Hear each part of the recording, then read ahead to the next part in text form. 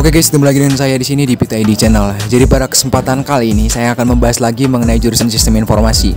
Nah, untuk kesempatan kali ini saya akan menjelaskan atau sedikit memberikan pengalaman saya mengenai kenapa sih anak SI itu butuh laptop dengan spesifikasi tinggi. Ya, kita tahu sendiri bahwa laptop dengan spesifikasi tinggi akan dan harus berbanding lurus dengan harga yang ditawarkan. Jadi ada harga, ada kualitas. Nah, untuk kesempatan kali ini saya ingin menyampaikan terima kasih untuk kalian semua yang sudah support, terlebih untuk kalian yang sudah DM dan turut berpartisipasi ya, bertanya di Instagram saya. Terima kasih banyak sekali lagi, tidak ada hal yang bisa saya berikan selain kata-kata ya. Nah, oke, lanjut. Oke, untuk kalian yang mungkin saat ini masih berada di bangku sekolah menengah atas atau SMA atau SMK juga, kalian mungkin belum tahu mengenai konsentrasi. Nah, sedikit informasi, konsentrasi di dalam dunia pendidikan adalah pengfokusan apa sih yang akan kalian ambil nantinya di dalam jurusan itu. Jadi setiap jurusan ada konsentrasinya, ada pengfokusannya. Jadi kalian nanti mau ambil apa dan outputnya akan jadi apa. Nah, khusus untuk sistem informasi sendiri di Amikom itu ada 3 konsentrasi.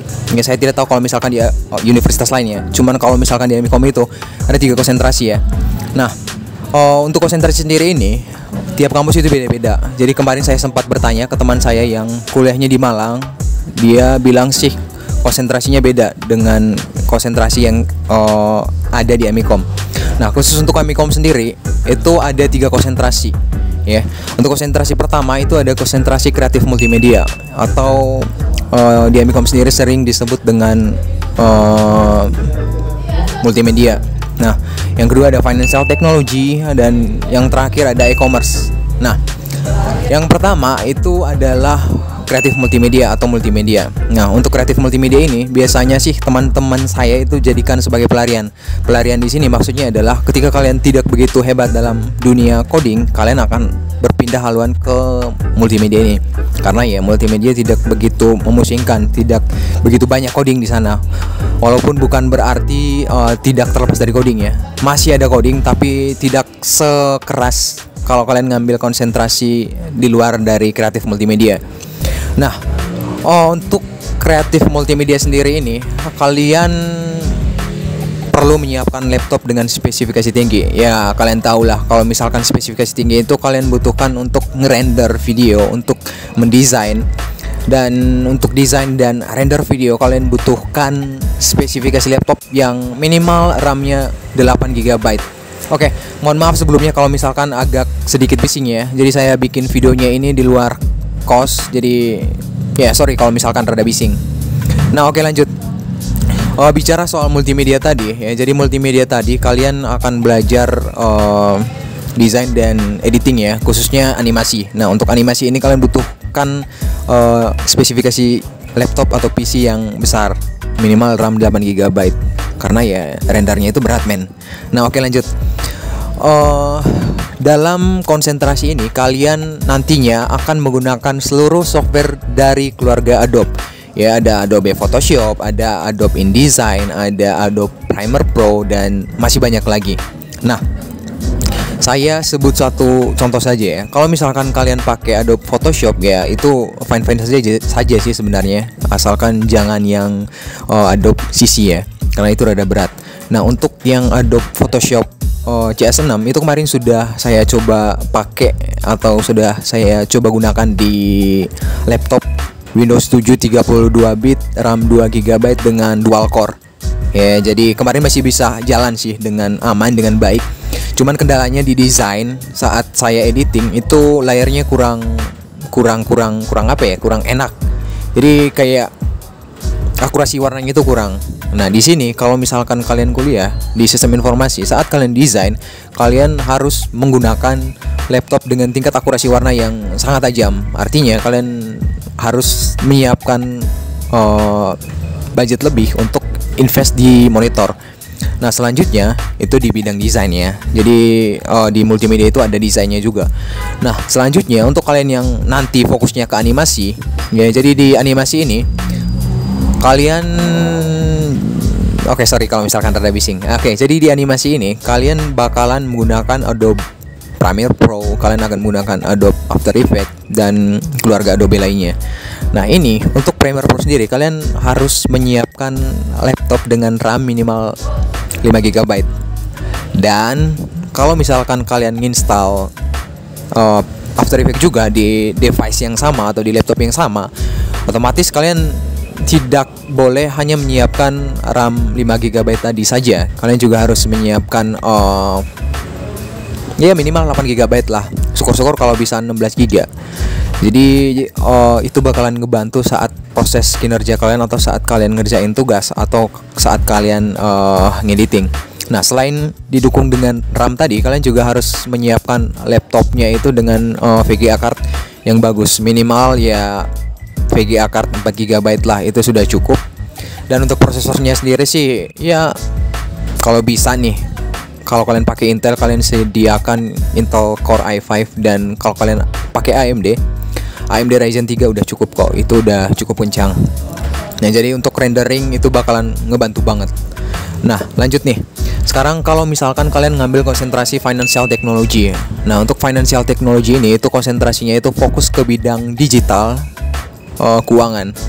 Jadi semua hal yang berbau keuangan itu bakalan ada di sini. Nah, jadi untuk financial technology ini, pada saat belajar kalian akan menggunakan aplikasi-aplikasi yang cukup berat. Sebut saja salah satu contohnya, pada saat kalian berada di semester 4, kalian akan belajar menggunakan aplikasi Android Studio. Nah, untuk Android Studio ini, kalian harus menyiapkan graphic card yang besar dan juga RAM yang besar. Nah, graphic card ini berfungsi untuk saat kalian ngoding itu nggak berat. Nah, untuk ukuran dari Android Studio ini cukup besar, men. Dia ukurannya 2 GB kalau misalkan kalian download. Dan saat kalian menginstal, kalian harus menyiapkan partisi khusus atau penyimpanan khusus untuk dipakai buat ngoding ya. Nah, kemarin saya pakai Android Studio-nya di RAM 5 GB cukup. Di bawah itu enggak, sangat-sangat berat. Nah, minimal RAM-nya 5 GB dan didukung dengan VGA card. Karena ya itu tadi, kalian harus menyiapkan partisi khusus untuk dipakai buat jalanin Android Studio-nya. Nah, selanjutnya, selain kalian pakai Android Studio, kalian juga bakalan pakai aplikasi IntelliJ IDEA. Nah, untuk IntelliJ IDEA ini itu bakalan kalian pakai. Nah, untuk IntelliJ IDEA ini itu bakalan kalian pakai untuk ngoding juga, dan ini minimal spesifikasi laptopnya ya minimal 4 GB, dan itu cukup berat.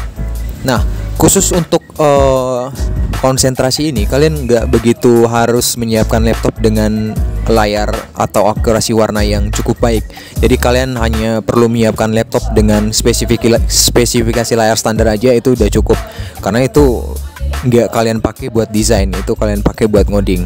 Jadi asal kalian nyaman di mata kalian, maksudnya asal di mata kalian nyaman ya, itu bakalan berjalan dengan baik.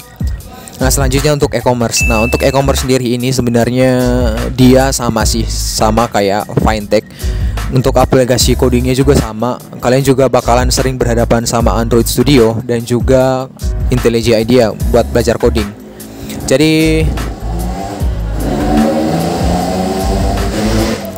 Jadi minimal spesifikasi laptopnya sama ya dengan kalian yang ngambil konsentrasi financial technology.